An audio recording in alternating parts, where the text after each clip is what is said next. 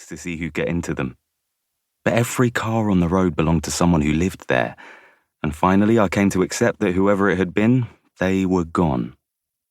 That had been 6 months ago, and ever since then there'd been nothing to make me think they'd come back. Until now.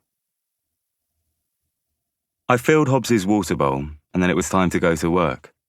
I zipped up my fleece and stepped outside, closing the door behind me.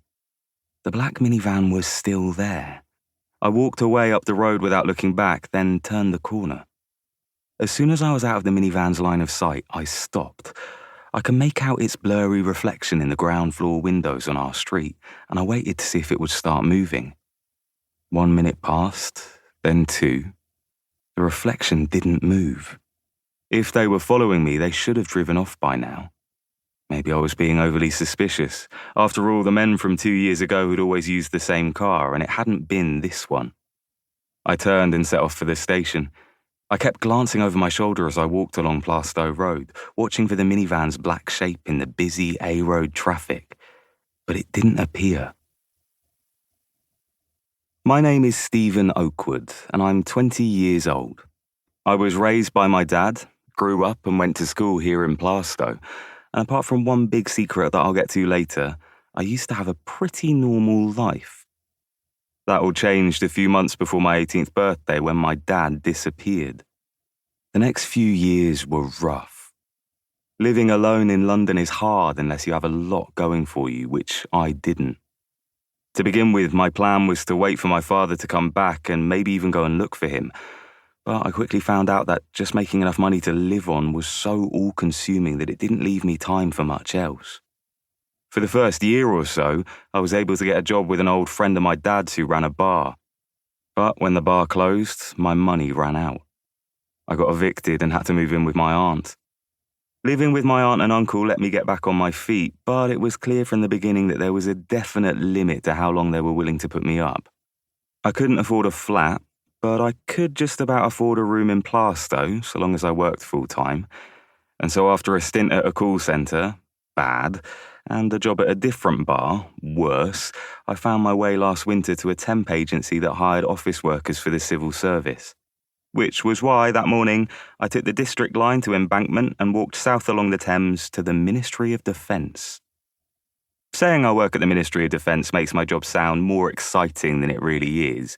My actual title is Temporary Administrative Assistant, Records Office, Defence Business Services, and my job mostly consists of fetching records from the basement. One wall of the records office is taken up by a machine called the Lectriever, a sort of giant vertical conveyor belt carrying shelves of box files up from the level below. The basement is huge, a cold, dark cavern with endless rows of metal shelves holding thousands and thousands of files. Every day, orders come down to change the files, at which point someone has to go down, put new files in, and take the old files out. That someone is me. In theory, the position's supposed to be filled by a permanent staff member, but since being an admin in records is pretty much the least desirable position in the entire MOD, no one's willing to take the job. So they hire temps instead. For this, I get paid £10.70 an hour. I've been spending a bit less time in the basement lately due to Pamela. Pamela's title is Senior Executive Officer, a mid-level civil service rank that puts her well above everyone in records. She's in her 40s, dresses in neat business suits, and as of the last week or two, she seems to have taken an interest in me. Today, Pamela found me after lunch and put me to work sorting applications. It was a long job, and by the time I was done, it was nearly 4 o'clock. When I finally finished, instead of sending me back to records, Pamela tapped the papers on her desk to straighten them, laid them down beside her keyboard, then turned her swivel chair to face me. "You started here in December?"